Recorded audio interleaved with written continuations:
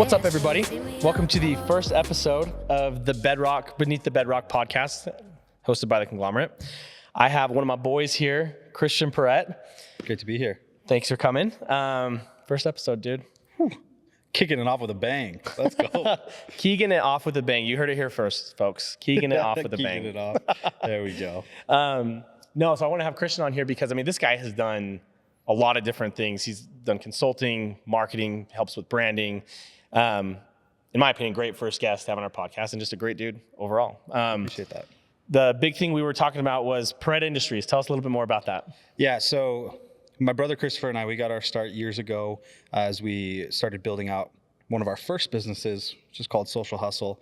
And through the journey of being entrepreneurs and building that company, we ended up selling it and moving into a space of ongoing equity partnerships where we're consulting with different businesses. And so that's really the inception of Parrett Industries. This is the beginning of us building out a conglomerate of businesses that we have ownership in, that we're actively providing consulting and guidance, and taking all of that knowledge that we've distilled from years and years of marketing and development, business strategy and planning across 35 different industries, and bringing it now to the table for businesses that we have a lot of confidence in, that we think have tons of opportunity and that have great partnerships and good people. And so that's essentially what we're focused on now, is where can we find opportunities for us to bring our knowledge, our skill sets, our value to the table of these kind of up and coming businesses and just accelerate their growth. Sweet. I love that, dude. And I am excited to be sitting passenger backseat, just kind of watching it go off, because you've always got great stories with the different things you've done.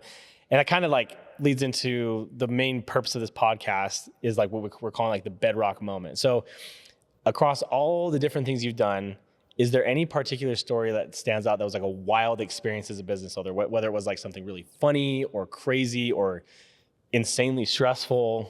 Does anything come to mind? Yeah. The first thing that immediately comes to mind is selling a business. Okay. Yeah, that's I feel like it's a very uncommon thing to actually go through the process of selling a company, especially a marketing agency. Marketing agencies are not acquired often because of the nature of the business. And I feel like if I look at the past 6 years, the majority of the learning experience happened in those 6 months really of selling that company. It's crazy. It's such a unique experience. We realized, I would say quickly on, that we wanted to build a business that we could sell. But of course, we didn't know what that looked like. We just knew that we'd love this to is where we want to be. Yeah, we'd love to be able to sell a business. Yeah. And we eventually got to a place where okay, the company's healthy enough and successful enough, and we are able to, we have 20 plus employees, we've got multiple offices. I think now it's time for us to look at what would it look like if we were going to sell this and move on to the next project. Kind of scratched the itch, I guess you could say. Sure. Right. Yeah. And come to find out that there are businesses and people out there who literally will shop your business around and will find you buyers, which was, that was crazy. I had no idea. And so we got in touch with this kind of headhunter group, I guess you could say, that they took our business portfolio, what we do, the whole, all the information, and they started going to different groups to go find buyers who'd be interested. And we, long story short, met this one company called Pixis. And Pixis is a enterprise AI marketing agency, essentially. They raised $220 million in funding over the course of, I think, 2 rounds of raises. Yeah. Huge amount of funding for their AI marketing platform. And they're buying up agencies to help power the development of this new AI marketing platform, which, if everything continues to work, will eventually be able to run enterprise campaigns completely autonomously. Wow, that's pretty crazy. It's really crazy technology. Yeah. So anyways, going through the whole process of getting they were interested in buying our agency, and it was the most intense stripped down search that you've ever had in your life. If you think TSA gets close and personal, have somebody buy your business, man. They want to know every single receipt, transaction, bank statement, anything that happened in the business from the very beginning. You're also talking to someone who gets searched more than 50% of the time he goes to the TSA. Well, this is true. So. You're slightly more brown than I am, so I guess I can't really relate there, but. No, that is crazy though.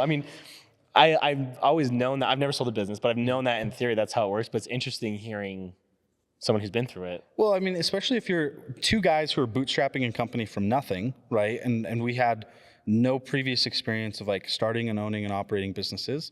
So we weren't keeping receipts or like, bank statements or just like there wasn't a folder of documentation of every contract we'd ever signed.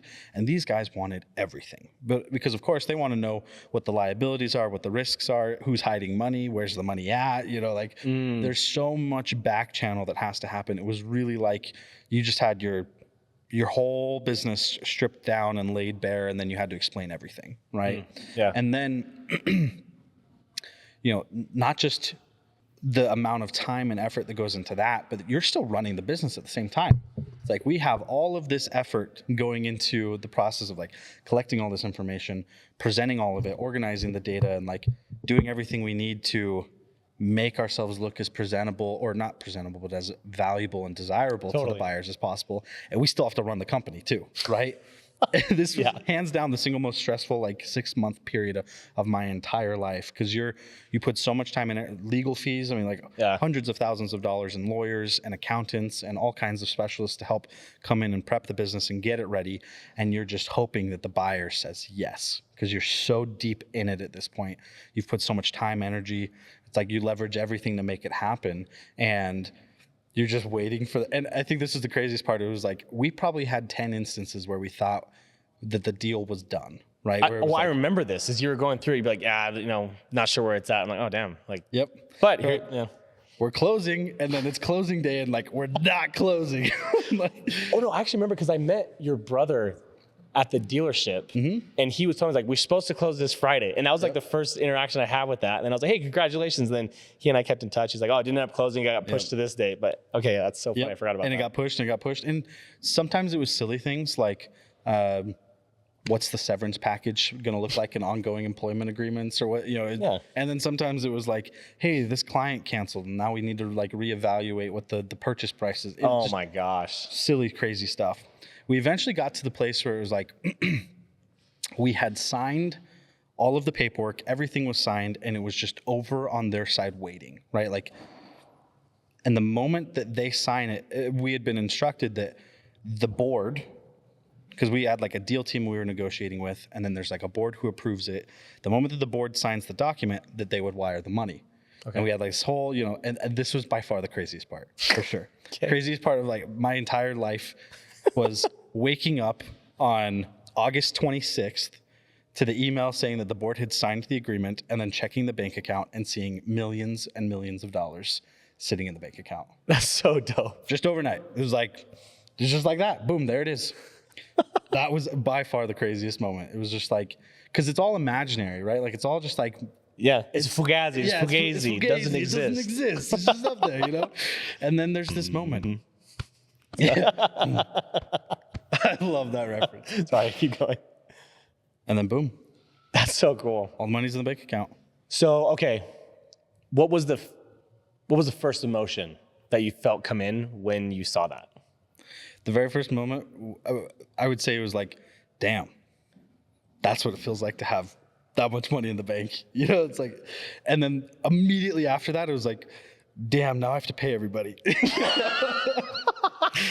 Because it's okay, we got to send, half of this has to go to Uncle Sam right off the bat, dude. Oh my. And then we got to pay the lawyers, got to pay the accountants, got to pay all the people who we promised bonuses, employees that we had incentivized with cash on the. Totally. And then, you have to pay all of the different equity partners who had invested. And it's and then, 30 minutes later, you're left with what's actually left. And it's well, that was fun while it lasted.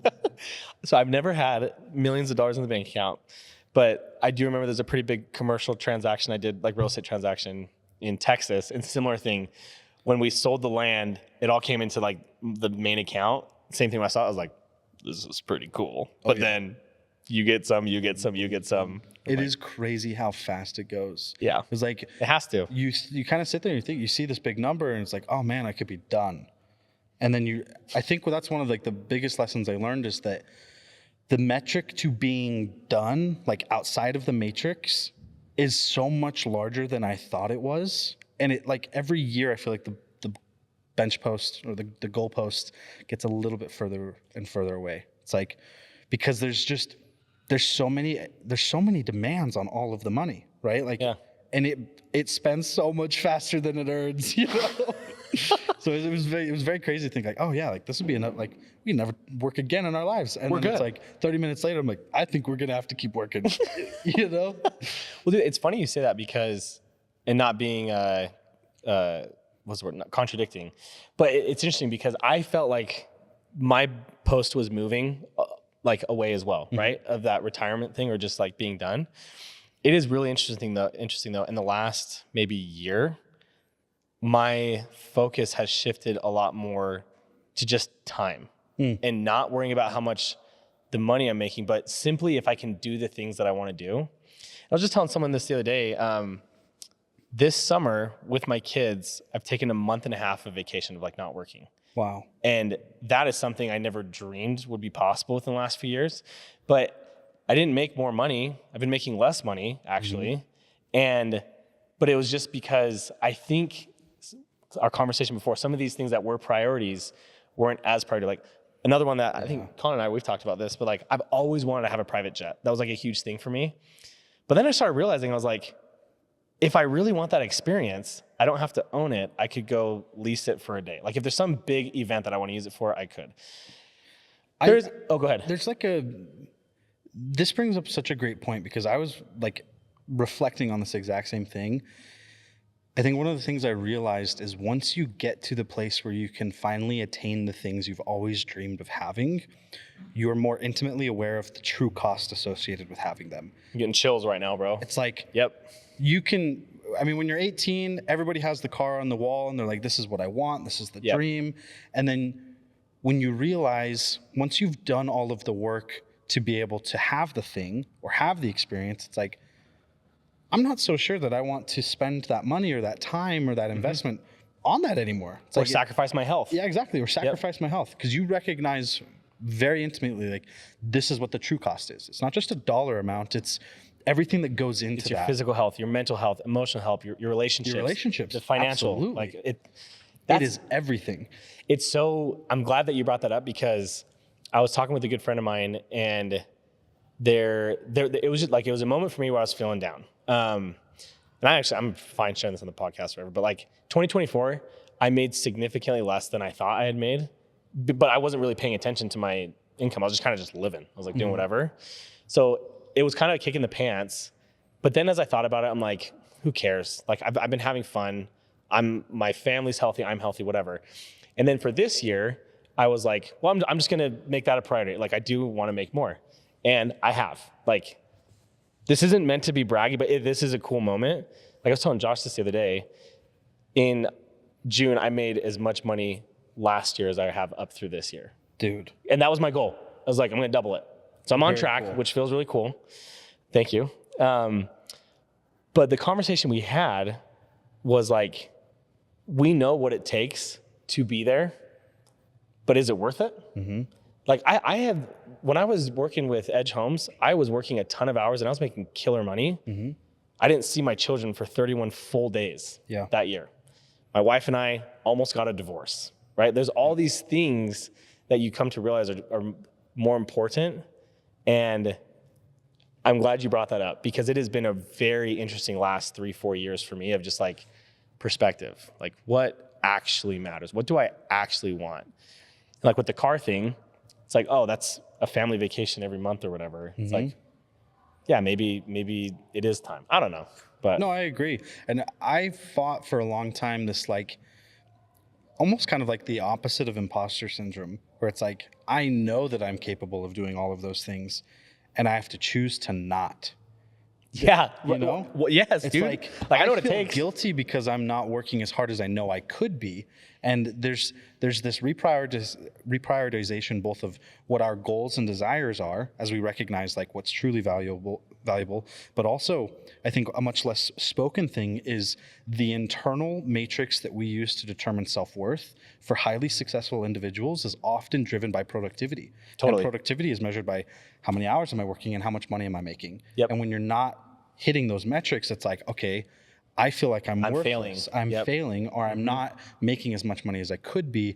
It's a very difficult thing to begin the process of rewiring that internal matrix. 100%.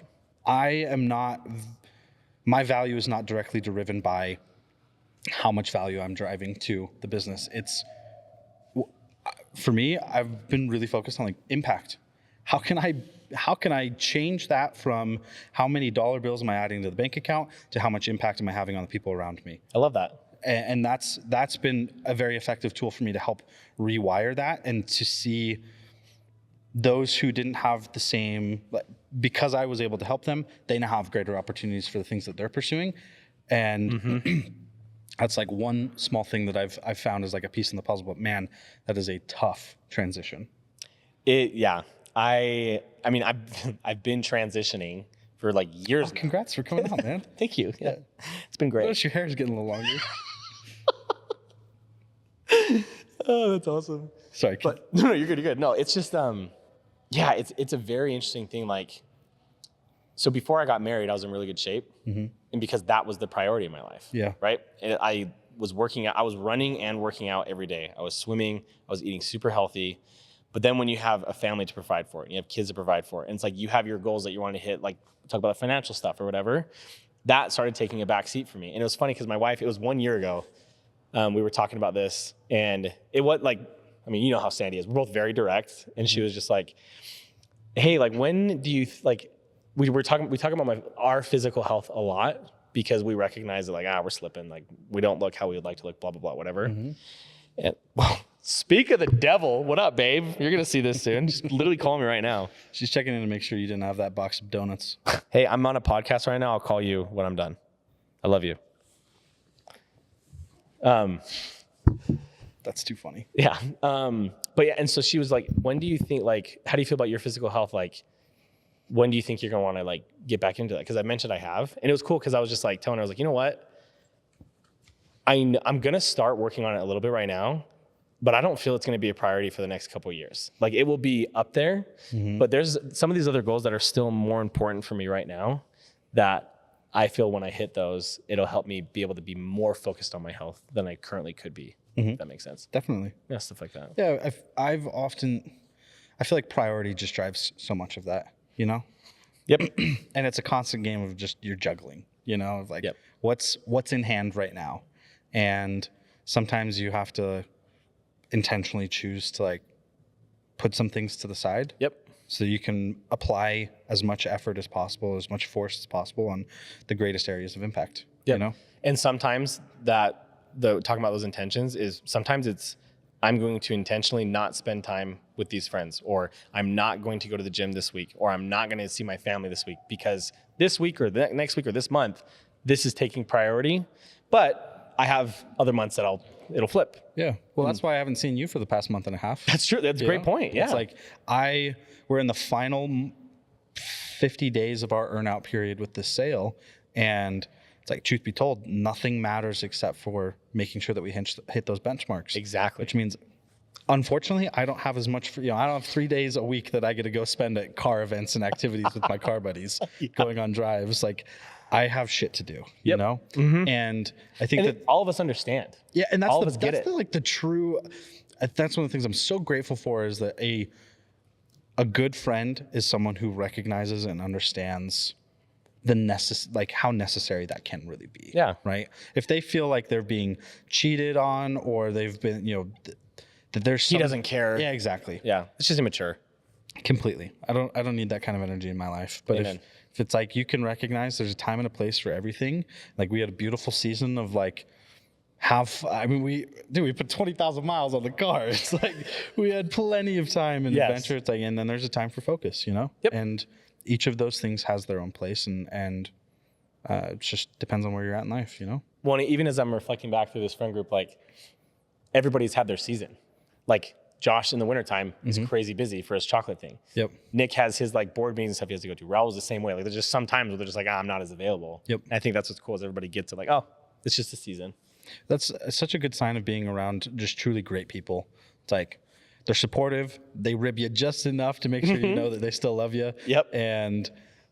But more than anything, they want to see you succeed. They want to see you win. And I've been like, so as somebody who, like, moved down to Utah without any expectations, and then was able to, like, meet all of you guys in the space of 60 days after moving down here. So I funny. find that to be just such an incredible blessing of like, I'm so lucky to have such great people who motivate me to be better, motivate me to like push myself harder, and give me the grace when I need to be focused on other things, you know? You're my boy, Blue. Oh, wait, let me get this. Hell yeah, Right back dude. at you, my guy.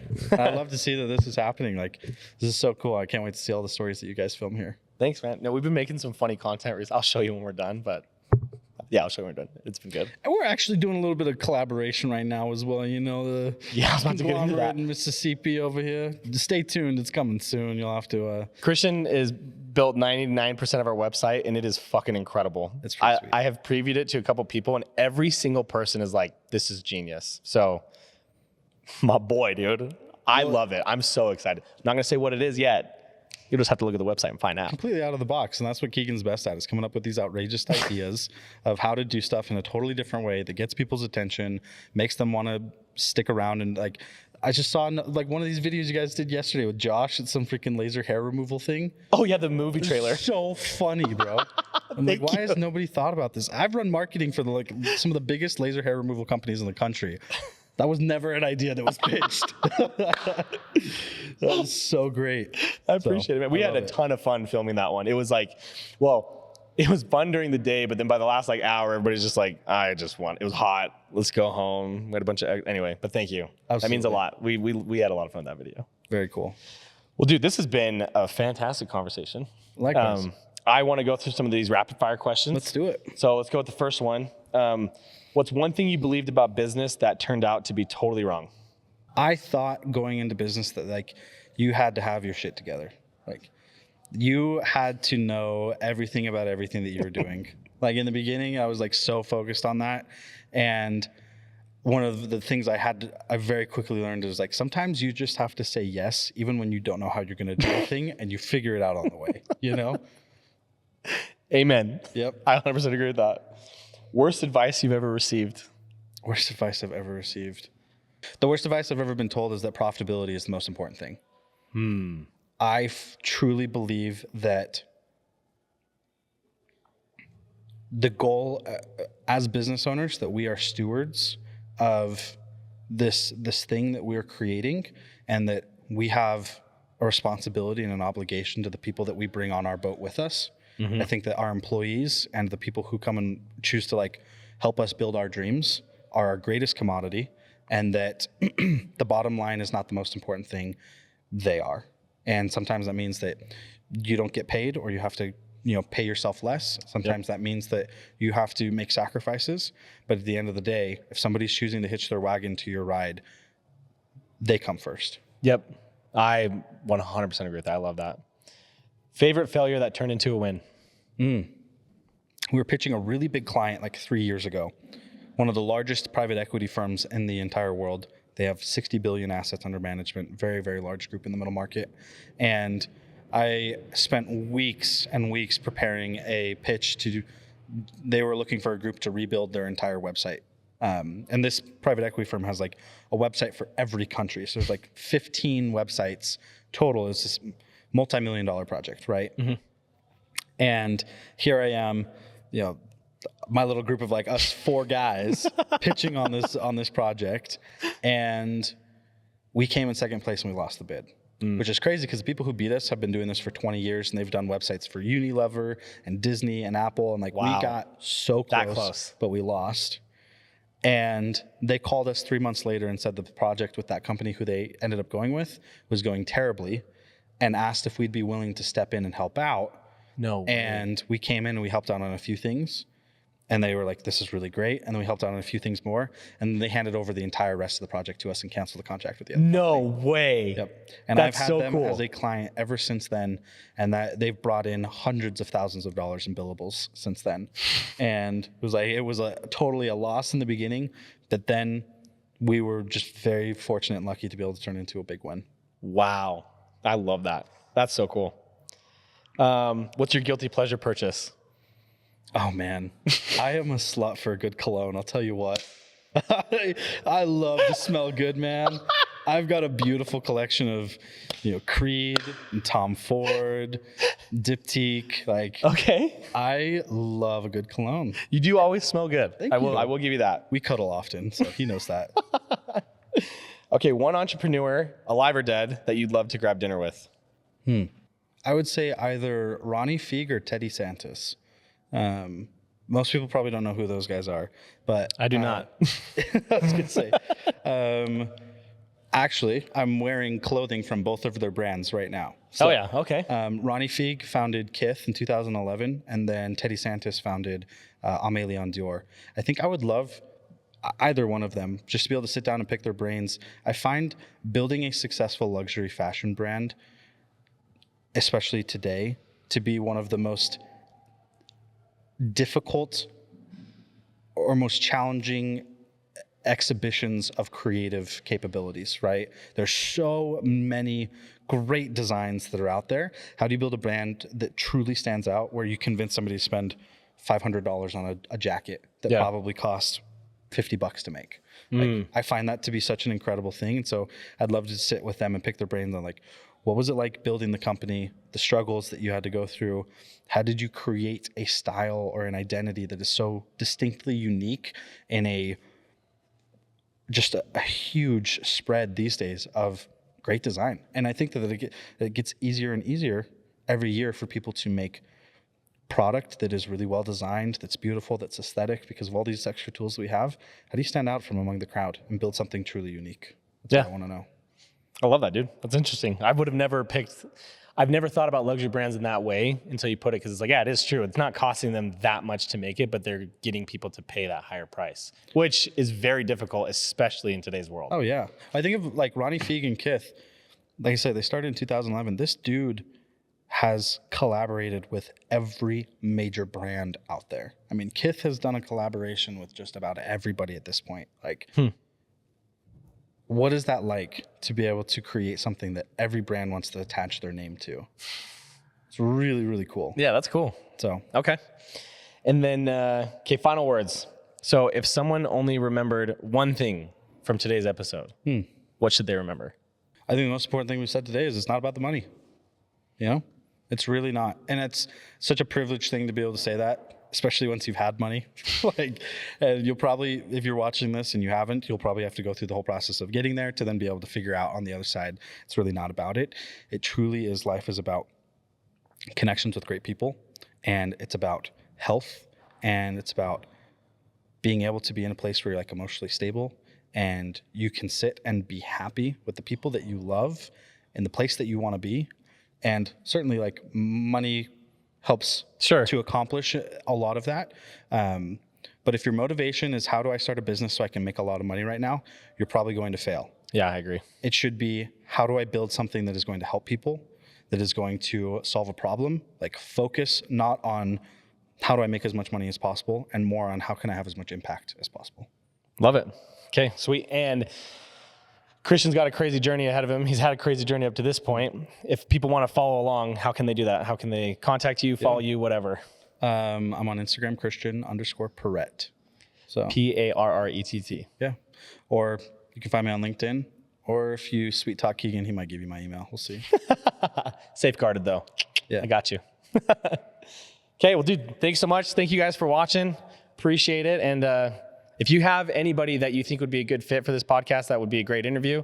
Someone who has either experience in the space or, honestly, what Christian and I talked about today, that kind of mindset, I would love to sit down and meet with them. So thank you again, Christian. Absolutely, man. Thanks for having me. Boom. Then we have our outro music.